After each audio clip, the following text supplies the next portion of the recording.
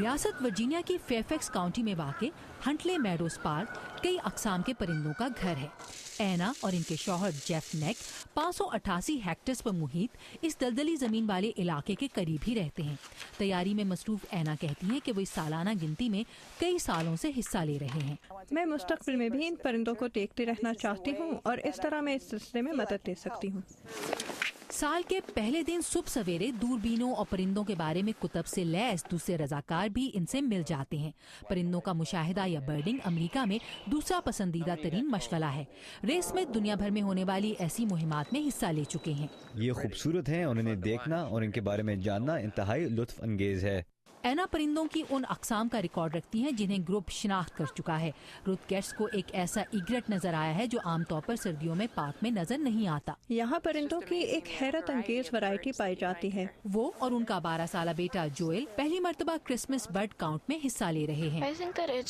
میرے خیال میں یہ پرندوں اور ان کی تعداد پر ریسرچ کا ایک اہم حصہ ہے اور میرے خیال سے یہ دلچسپ بھی ہے۔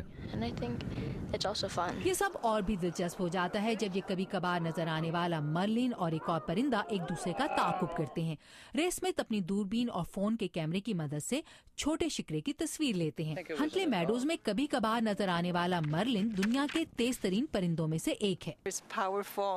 زبردست، اس پرندے کی اپنی ایک شخصیت ہے۔ پرندوں کے اعداد و شمار سے علم ہوتا ہے کہ مرلنز اور دوسرے پرندوں کی آبادی میں کمی ہو رہی ہے۔ آڈوبون کے چیف سائنٹسٹ گیری لینگہیم کے مطابق ایسا ان پرندوں کے آبائی علاقوں کی تباہی کے باعث ہے۔ صرف گزشتہ 40 سالوں میں پرندوں کی تقریباً تمام اقسام کی تعداد میں 40 سے 80% کمی ہوئی ہے۔ ڈیٹا سے شمالی امریکہ کے پرندوں کا موسم سرما میں شمال کی جانب مزید آگے جانے کا بھی پتہ چلتا ہے۔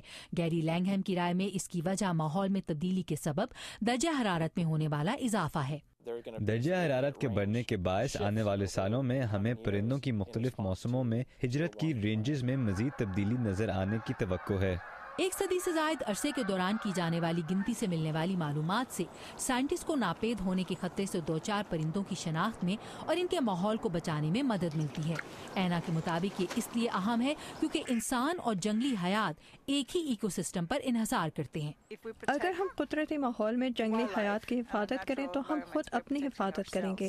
وہ ہنٹلے میڈوز پارک کے پرندوں کے لیے ایک پناہ گاہ ہونے اور لوگوں کو پرندوں کی خوبصورتی کو سراہنے کا ایک موقع فراہم کرنے کی تعریف کرتی ہیں۔